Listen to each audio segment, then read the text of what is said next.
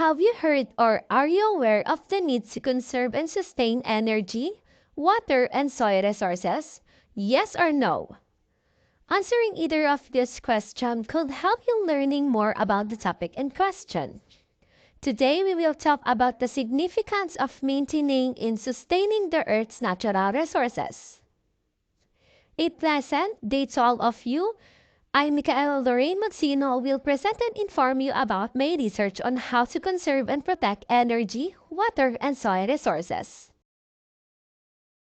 For our research agenda, we'll be having the introduction of our main goal to conserve natural resources, energy resources, and we'll be discussing the importance of sustaining the energy, as well as the water and soil resources.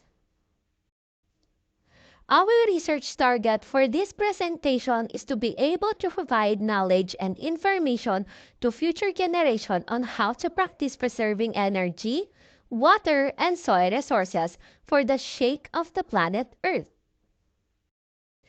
Deforestation, wildfires, and ecological danger are beginning caused by overexploitation of natural resources such as land, forests, water, fisheries, mineral, and air. If this pattern continues, future generations will have no resources. It is critical to act immediately to protect natural resources, many of which may be done independently. Energy resources are the primary energy sources, including nuclear energy, fossil energy such as oil, coal, and natural gas, and renewable energy sources such as wind, sun, geothermal, and hydropower. To begin, let us define the process of energy resources conservation. Energy conservation involves utilizing less energy, such as turning off lights, disconnecting equipment, and walking instead of driving. The primary reason for people to save energy are to control their energy expenses and reduce strain on natural resources. To get an overview of the steps we'll be gathering, consider the following essential question. Why do we need to conserve and protect energy? Understanding the needs for energy conservation to save money and store resources for future use can impact the environment. Conventional energy sources pose a responsibility to preserve and protect the environment as they emit hazardous and are finite, requiring urgent preservation efforts. Utilizing renewable energy sources and reducing energy expenses can significantly reduce the environment footprint, promoting sustainable practice and reducing overall environment impact. I also got inspired by Evo Morales with one of his famous quotes. Sooner or later, we will have to recognize that the earth has right to live without population. What mankind must know is that human being cannot live without Mother Earth, but the planet can live without humans. To continue our discussion, here are the water resources conservation. Water conservation is a crucial for preserving fresh water, an expensive resources, as it helps prevent water wastage and ensure its availability. Does conserving water resources necessary? And why do we need to conserve and protect water? Reducing water consumption and carbon footprint is a crucial for resources preservation and the protection of wetland habitats for wildlife. What can we do to assist future generations in conserving water resources? Repair leaks in clothes dryer and shower for a shorter period to reduce waste, while also ensuring proper septic system maintenance. And lastly, for our soil resources conservation. Soil plays a crucial role in a living ecosystem, promoting a healthy environment by preventing degradation and fostering fertile and healthy soil.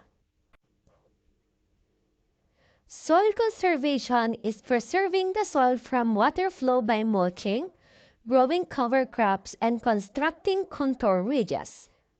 Tide ridges are also done in a variety of farming techniques. It contributes to the preserving of watersheds and natural resources, the improvement of water quality, and the restoration of plant and animals' habitats. Now, how can we help the future generation to preserve it? Terrace planting is a technique that utilizes wet soil and natural rainwater movement, creates stepped surface and dry stone walling to prevent soil erosion and conserve resources. Protecting the environment and its proper waste management. Similarly, reducing disposal costs and reusing waste can significantly benefit the environment by minimizing resources extraction and contamination. How can we differentiate the types of waste that affect the environment and human health? Improper disposal of waste results in open burning, a hazardous waste treatment method, causing harm to employees and communities, and promoting disease like malaria and dengue. What are the ways of better and proper waste management for your community? The efficient and sustainable management of waste segregation requires a systematic approach to waste disposal. How can we protect our environment? Learning about this question answers will help you practice these 9 simple things you can do to protect the environment. First, reduce, reuse, and recycle your waste. Reduce the amount of waste you generate. Use the 3 R's to save natural resources and landfill space. Second, volunteer. Practice in community cleanups. Third, shop with caution. Bring a reusable shopping bag and use less plastic. Fourth, conserve water. Second to the last, choose something that will last. And lastly, bring a reusable shopping bag and use less plastic. To conclude, we learned a lot about conserving and protecting energy, water, and soil resources. The presentation aims to educate new generation on environment protection, proper waste management, and the impact of waste on health and the environment, emphasizing the importance of waste and efficient use of renewable resources to prolong their lifespan.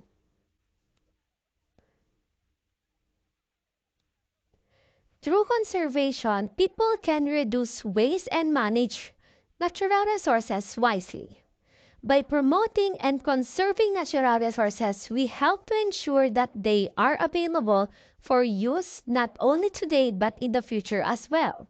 We can all play a role in the fight against climate change.